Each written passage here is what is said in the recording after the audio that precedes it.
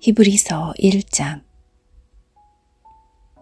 옛날에는 하나님께서 예언자를 통해 우리 조상들에게 여러 가지 방법으로 수없이 말씀하셨습니다. 그러나 이제 마지막 때에는 하나님께서 그의 아들을 통하여 우리에게 말씀하십니다.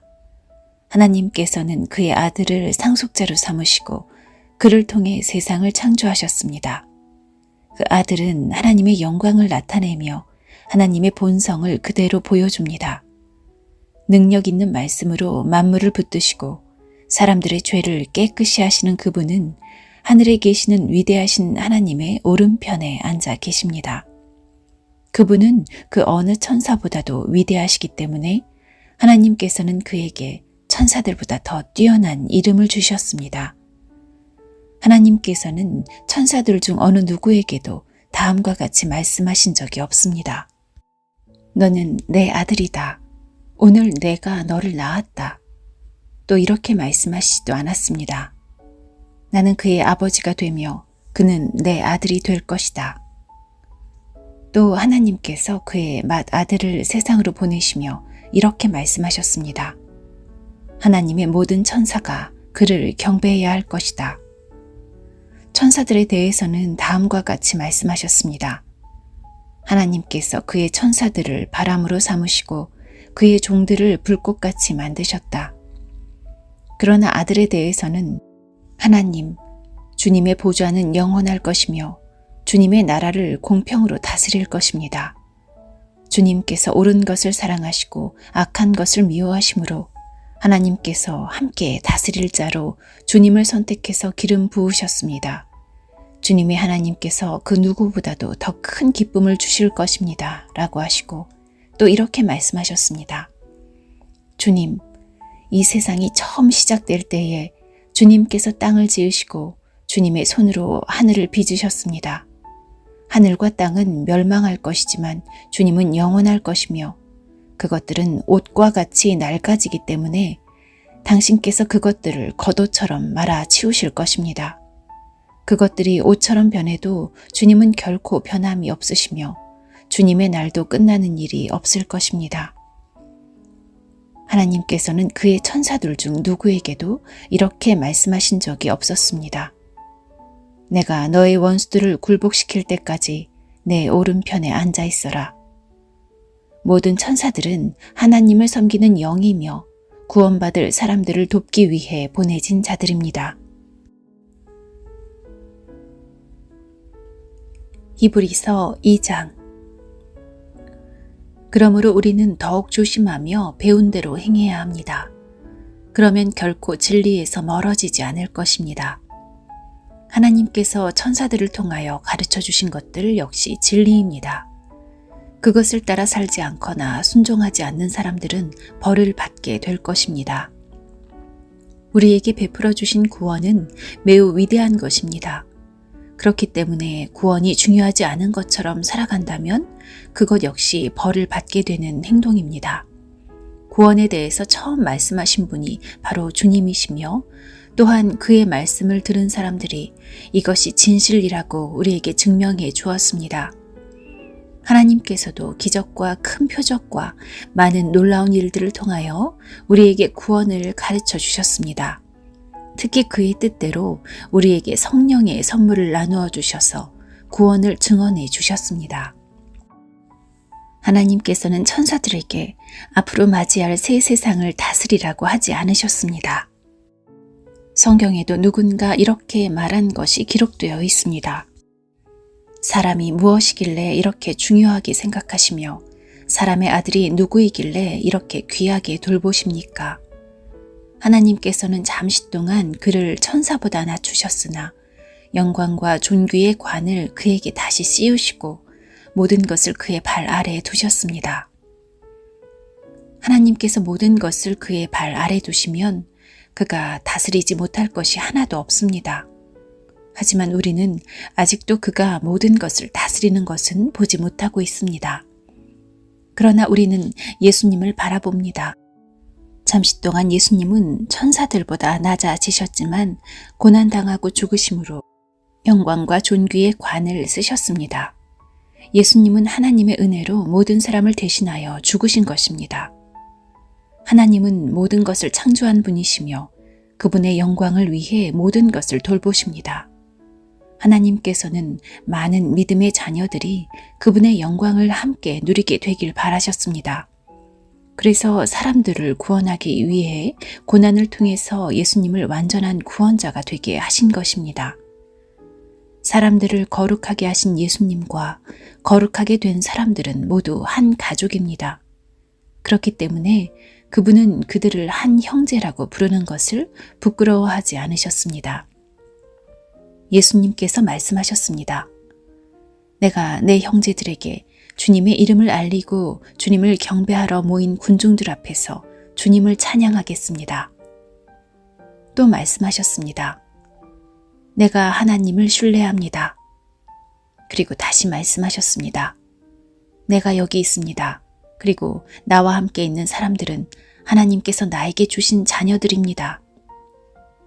이 자녀들은 모두 살과 피를 가진 사람이기 때문에 예수님도 그들과 같은 모습으로 사람들이 겪는 것과 똑같은 것을 겪으셨습니다. 예수님께서는 죽음의 권세를 가진 마귀를 멸망시키기 위하여 죽으셨고 또한 죽음에 대한 두려움에 사로잡혀 사는 사람들을 자유롭게 하기 위해 사람과 같은 모습으로 죽으셨습니다. 예수님이 돕고자 했던 자들은 분명히 천사들이 아니라 아브라함의 후손인 사람들입니다. 그러므로 예수님께서는 모든 면에서 사람과 똑같이 되셨습니다. 예수님께서는 하나님을 섬기는 자비롭고 신실한 대제사장이 되셔서 그들의 죄가 용서받을 수 있게 해 주셨습니다. 주님은 시험받는 자들도 도와주실 수 있습니다. 왜냐하면 예수님께서 직접 고난당하고 시험을 받으셨기 때문입니다.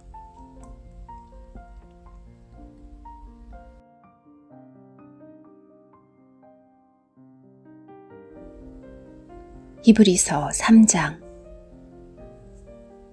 그러므로 거룩한 형제 여러분, 예수님에 대해서 깊이 생각하십시오. 여러분은 모두 하나님께서 부르신 사람들입니다. 하나님께서 우리에게 보내신 예수님은 우리 믿음의 사도이며 대제사장이 되십니다.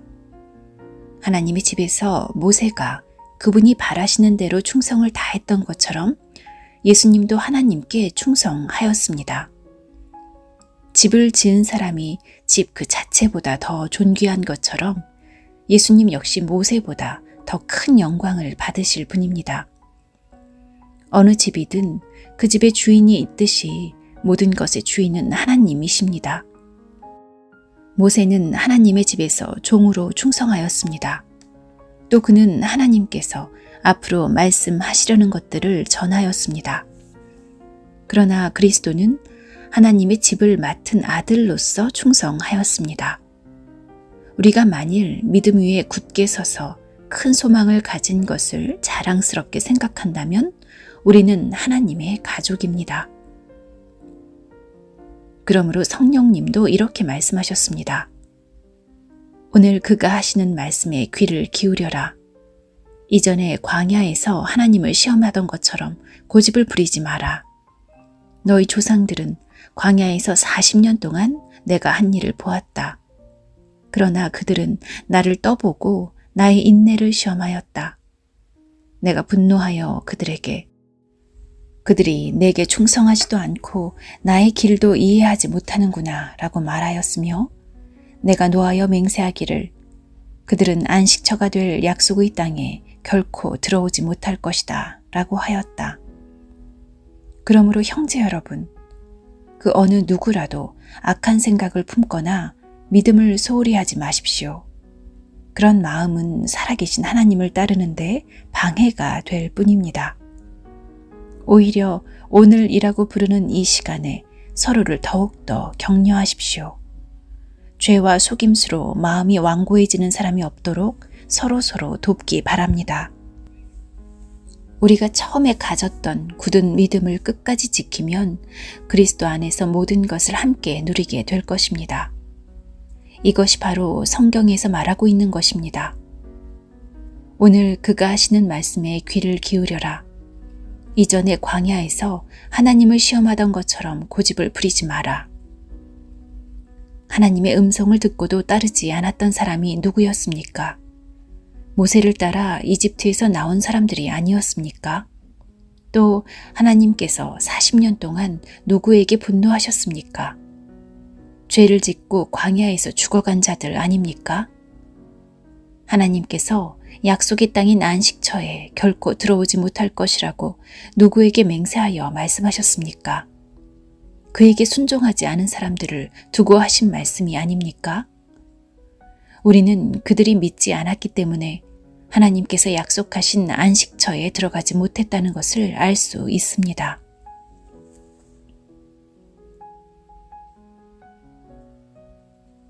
히브리서 4장. 이제 하나님의 안식처에 들어갈 수 있는 약속이 아직 우리에게 남아 있습니다.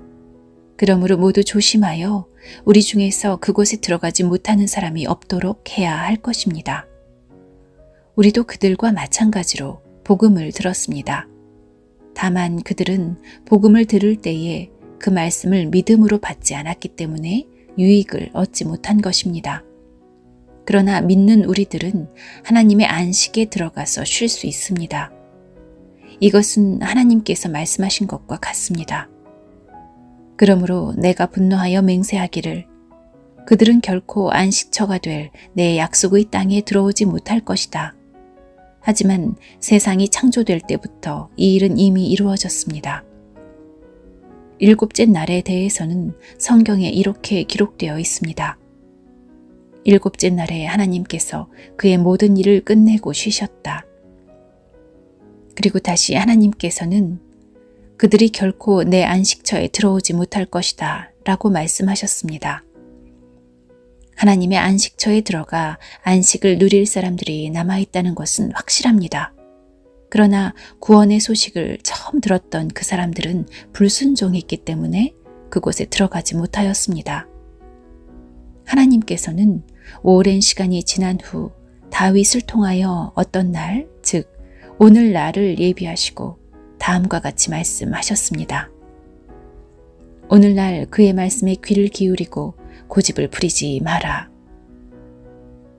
이제 우리는 여호수아가 백성들을 하나님의 안식처로 인도하지 못했다는 것을 알 수 있습니다. 만일 그랬다면 하나님께서 후에 다른 어떤 날을 예비하실 필요가 없었을 것이기 때문입니다. 이것을 통해 우리는 아직 하나님의 백성들을 위한 안식이 남아있다는 것을 알 수 있습니다. 하나님께서 주시는 안식을 누릴 사람들은 하나님께서 자기 일을 쉬셨던 것처럼 모든 일에서부터 자유롭게 편안히 쉬게 될 것입니다. 우리는 그 누구도 지난날 불순종했던 사람들처럼 되지 않으며 그곳에 들어가지 못하는 일이 없도록 힘써야 할 것입니다.